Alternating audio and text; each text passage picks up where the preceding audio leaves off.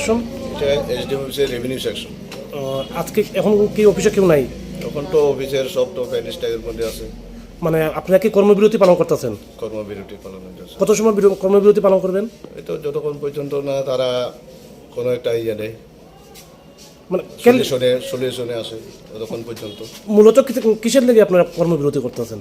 মূলত হইলো তারা যে কোনো দুষ্কৃতকারী তারা অফিসের মধ্যে হামলা যে করছিল অতর্কিতে, ওই কারণে এটা কর্মবিরতি নেওয়া হয়েছে। কারণ আমরা তো কোনো সুরক্ষিত না।